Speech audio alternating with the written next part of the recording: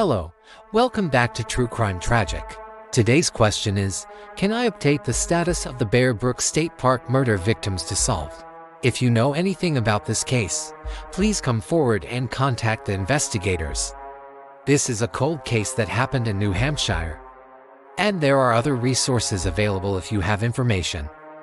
First, I will briefly cover the background of this case. Then, I will explain how investigators identified this victim. On September 7, 2023, investigators announced that they had identified a fourth victim in the Bear Brook murders.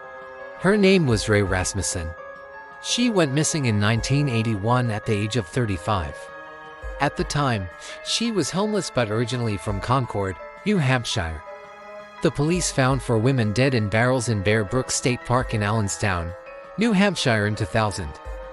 All 4 women were naked except for one who had a pair of shorts on. 3 of the victims were found wrapped in gray tarps. The 4th woman was not wrapped in anything. A few personal belongings were found near the bodies, including a small amount of money, identification, and keys. One of the women was identified as Denise Danforth. The others remained unknown for over 20 years. In 2004, DNA analysis revealed all 4 victims were killed by the same person. In 2018, 2 of the victims were identified as sisters, Marlissy Elizabeth Honey and Deanna Marie Hoskins. They lived in Massachusetts and went missing in 1981, but it wasn't until 5 years later that their killer was caught. That would be in 2023. A man named Alan J. allegedly killed the women and dumped their bodies in barrels in the woods. He died by suicide in prison in 2020 while serving a life sentence for a separate crime. He was convicted of killing 2 women in Massachusetts in 1988. He was also a suspect in several other cases, including the Bear Brook murders. Although he never faced charges in connection with the Bear Brook killings, authorities believe he was responsible. In this case, the unidentified victim was referred to as Jane Doe, or simply Jane. Here's what we know about her.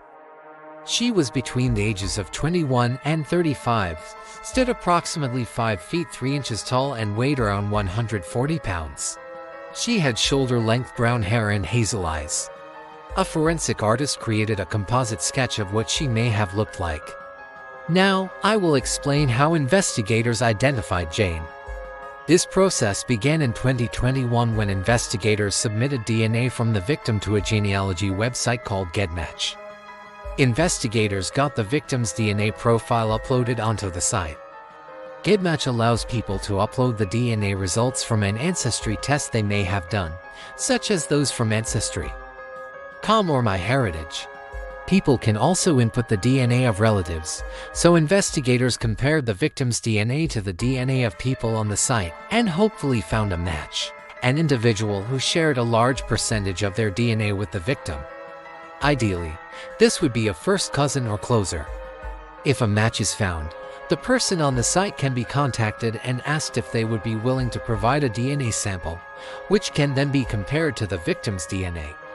This process led investigators to a man named Terry Rasmussen. He was the victim's half-brother.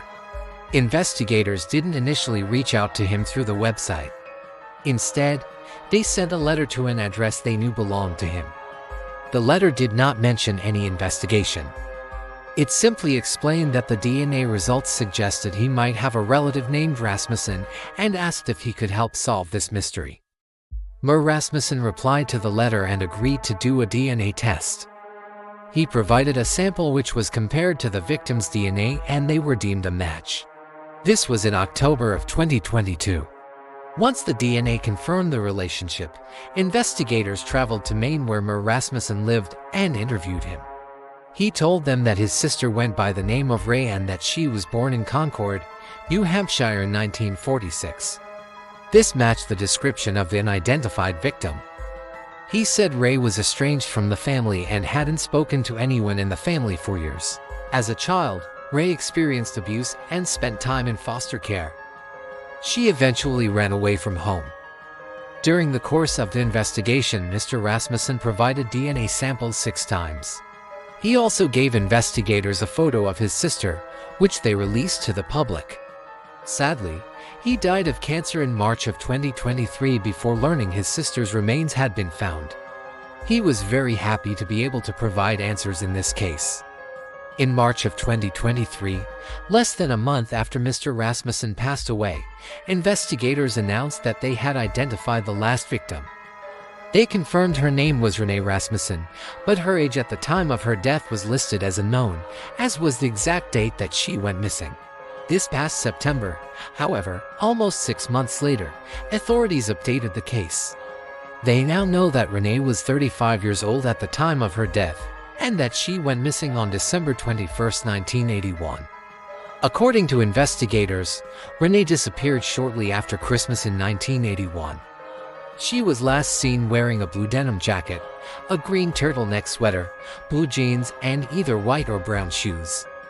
At the time of her disappearance, Rea was staying at the Concord Rescue Mission, which is a homeless shelter. Surveillance footage shows she left the shelter at about 11 a.m. on December 21st and was never seen again. After she went missing, Rea was entered into the National Crime Information Center database, but her case did not get a full investigation. A day after Rea disappeared, the Concord police received a call from a resident on North State Street who reported seeing a woman matching her description being forced into a car by two men. The men drove off when the witness came outside to investigate. However, the incident wasn't properly documented at the time. The watch commander categorized it as a runaway and closed the case. It took almost 42 years to identify Rea. I wonder if her killer was ever caught. Considering he died in prison, I doubt it. But I don't know for sure. In 2000, when the remains were found, a medical examiner estimated the victims died between 1977 and 1983. The earliest date matches the approximate time frame that Rea was homeless. That makes it seem like she was the victim who was killed between 1977 and 1981. But the state medical examiner's office still cannot say definitively when she died or when the other victims died. Here's why. During the autopsies, it was determined that the cause of death for 3 of the victims was strangulation. However, the circumstances surrounding their deaths varied. One of the women had defensive wounds, suggesting she put up a fight. Another had injuries to her wrists and ankles as if she had been bound. The third victim showed no signs of a struggle. As for the fourth victim, whose remains were found wrapped in shorts rather than a tarp, she was likely killed in a different way. She suffered blunt force injuries to the head and torso. Strangulation is usually associated with manual force, meaning it was committed with hands rather than ligature strangulation, which involves something like a rope. All 3 of the victims who were strangled manually had petechial hemorrhages. That's bleeding around the eyes. It's commonly caused by manual strangulation, but not always ligature strangulation. But back to the victim who died from blunt force injuries. The type of injuries she sustained may be consistent with being struck by an object like a baseball bat. And yet none of the victims had skull fractures, which is often associated with blunt force trauma. None of the victims had defensive wounds, which would have been wounds to the hands or arms, which would make sense if they were attacked from behind. All 4 victims were naked except for one who was wearing shorts. 2 of the victims had their teeth removed prior to being placed in the barrels. Someone went out of their way to remove their teeth. The manner of death for all 4 victims is homicide, but the specific means of death, whether each victim was manually strangled, ligated, beaten, etc., that part is unknown.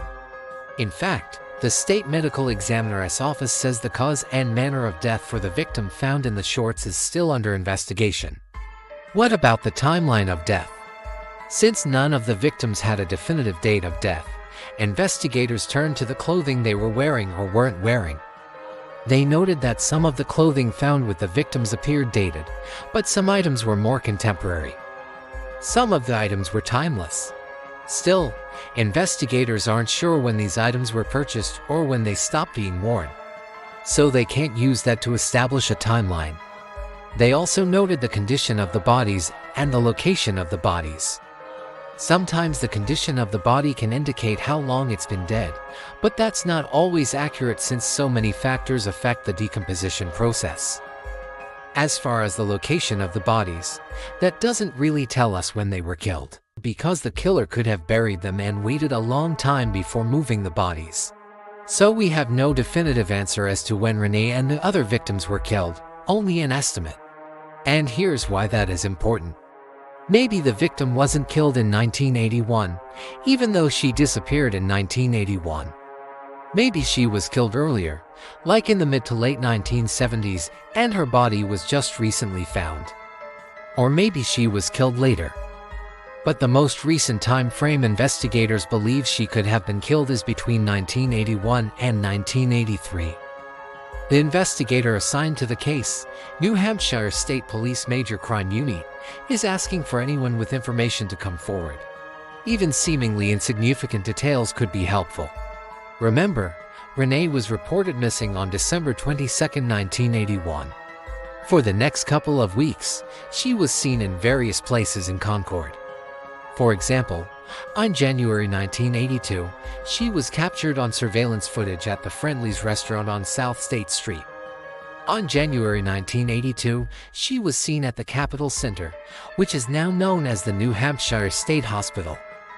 On February 1982, she was seen at the Concord coach and stage stop.